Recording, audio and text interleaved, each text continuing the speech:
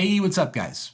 Alex here with a new video, and today we're checking out Sigma's latest lens, their 17-40 f1.8 art lens for the Sony E-Mount. If you're new to the channel, my name is Alex and I'm a portrait photographer based here in Miami, Florida, and I primarily shoot with Sony and Leica. This lens is a special lens, and I'm actually really surprised there's not much hype around it because this is actually a follow-up to one of the most legendary lenses ever made, and that is a Sigma 18-35 f1.8 lens.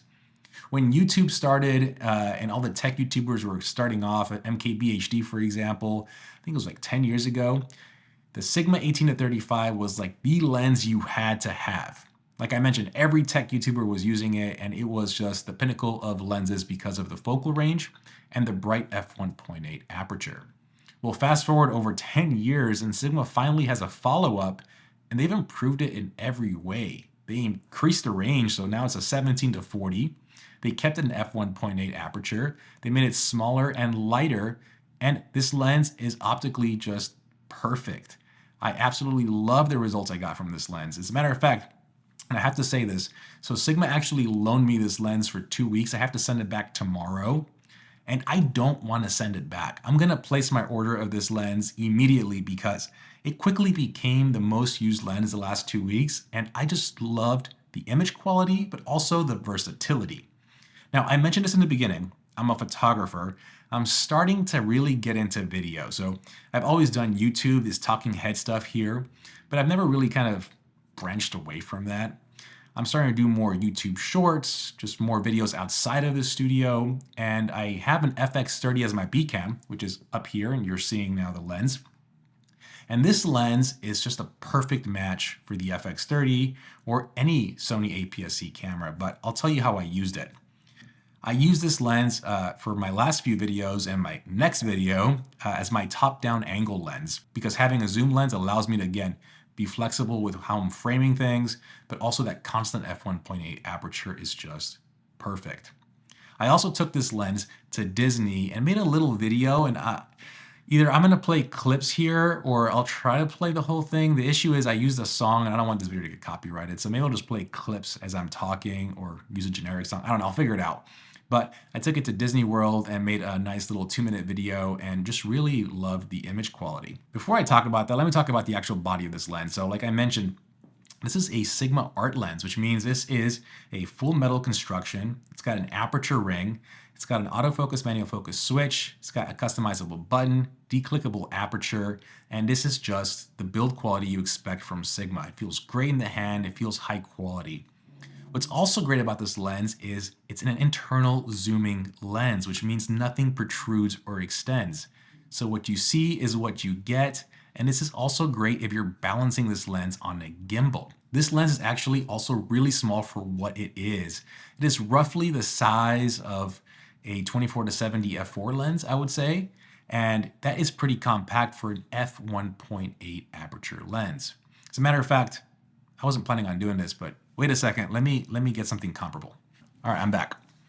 Here in front of me, I have the Sony 28-70 f2, and it's similar in range. When you look at the 17-40 in full frame terms, it's a 25-60.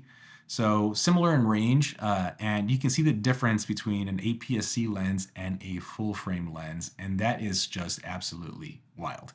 Significantly smaller and lighter, and this will not break your back throughout the day.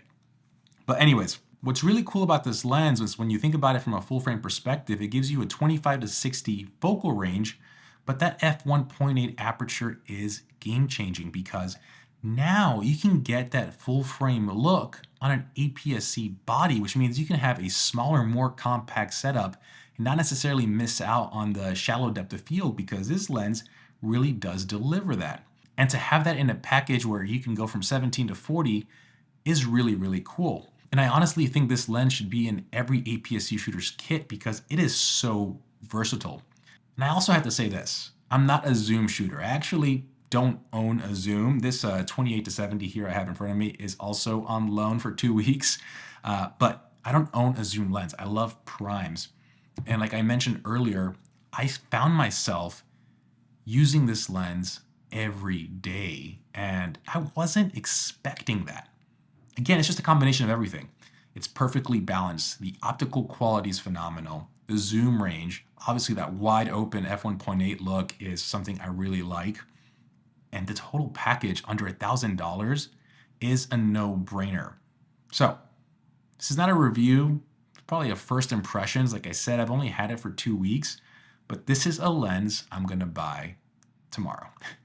Like I said, I have to send it back to Sigma and I'm gonna place my order because I just fell in love with it and it became glued to my FX30 for the last 2 weeks. And I think my FX30 is gonna miss it if I don't purchase this lens.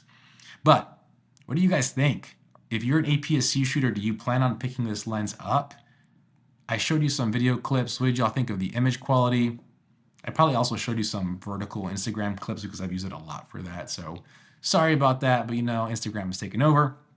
But guys, as always, if you did enjoy this content, please smash the like button. If you're not subscribed here, what are you doing? Please hit the subscribe button. And like I mentioned, I'm looking to build a community here. So what do you really think about this lens? Let's have a discussion. Drop it in the comments down below. And as always, guys, I will see you on the next one. Have a good one, guys. Peace.